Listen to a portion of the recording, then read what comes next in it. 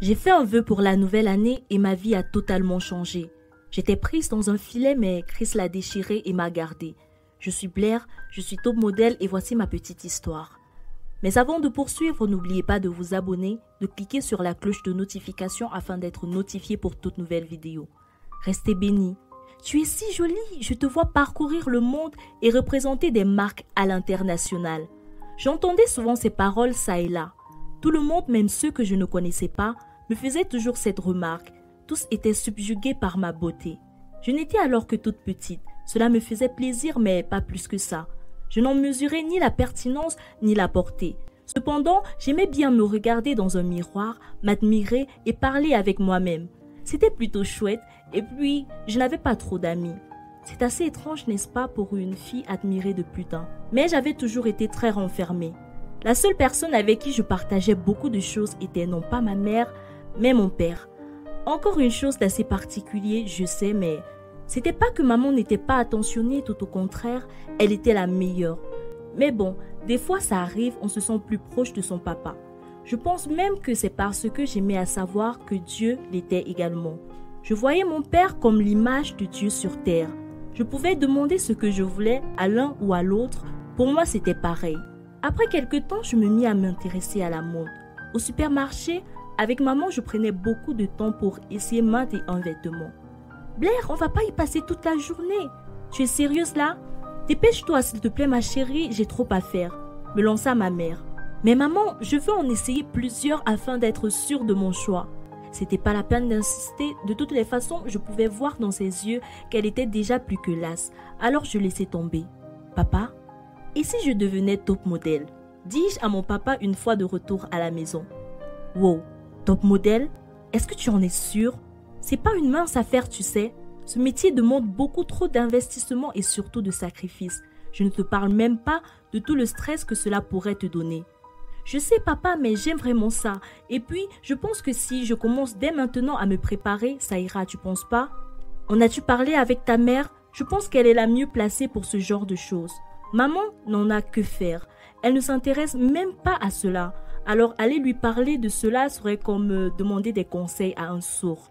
D'accord, je vois, dit papa. Viens chérie, assieds-toi. En fait, le monde de la mode est très hostile. Tout n'y est pas toujours tout beau et facile comme tu le crois. Mis à part cela, tu pourrais te retrouver dans des situations pas très propres et je préférerais mourir que de te voir t'embarquer dans des pratiques malsaines. Et pour une chrétienne que tu es, ce sera encore plus difficile, les tentations et autres. Tenir ferme dans la foi sera un véritable combat. Ce n'est pas que je doute de toi, mais je redoute juste le monde. Tu es ma petite fleur, mon petit ange. Je voudrais pas qu'il te brûle les ailes de sitôt. Et regarde, tu n'es encore que toute jeune. Pense à autre projet pour l'instant, je t'en prie. C'était bien la première fois que mon père n'était pas d'accord avec moi sur un sujet. J'en fus quelque peu chagrinée, tant j'y tenais. La réponse de mon père me fit cependant beaucoup réfléchir. Dois-je vraiment sauter le pas? Et si papa avait raison? Non, je ne suis pas comme les autres, moi. J'ai un père qui vit dans les cieux, le maître de l'univers. Celui qui est en moi est plus fort que celui qui est dans le monde. C'est ainsi que je continuais à nourrir cette envie. Cette fin d'année-là, comme à l'accoutumée, nous nous rendîmes à l'église pour la traversée de l'an dans une ambiance de fête et de communion fraternelle. C'est d'ailleurs la dernière fois que j'eus la grâce de passer un moment en famille. Puis vint le moment pour nous de faire des vœux. Je pris ma Bible, après un moment de méditation, je la serrai fort contre ma poitrine et prononçai mon vœu. Je veux être une très grande top modèle internationale. C'est vrai que j'y croyais, mais je ne pensais pas que cela serait si rapide, car Dieu répondit effectivement à ma prière. Dès les quelques mois qui suivaient, je fus repérée par plusieurs agences qui me firent très vite des propositions. J'en fis part à mes parents et ils me conseillèrent d'être très prudente. Nous nous mîmes en prière dans ce sens et le Saint-Esprit était assurément avec moi. Je fis donc la connaissance d'une jeune dame qui me proposa de me prendre sous son aile et d'être mon manager. Elle me fit comprendre qu'elle était également une chrétienne et que je n'avais pas à m'en faire. « Mais c'est parfait, merci Père pour tes grâces, merci », me dis-je. J'acceptai la collaboration et elle me fit signer un contrat sans même prendre la peine de bien le lire. La pire erreur de ma vie. Les premières séances débutèrent et tout se passait très bien, dans les débuts bien sûr, mais très vite elle se mit à m'en demander plus, me faisait poser pour des marques étranges. Je pus supporter mais la goutte d'eau fut lorsqu'elle me demanda de poser nue. Mademoiselle Ressan, êtes-vous sérieuse là? Vous m'avez pourtant dit que vous étiez une chrétienne mais je comprends pas ce qui se passe. Auriez-vous l'obligeance de m'expliquer s'il vous plaît? Il n'y a absolument rien à expliquer. Ce sont les affaires ma chère. Et si tu as quelque chose à redire, relis attentivement le contrat.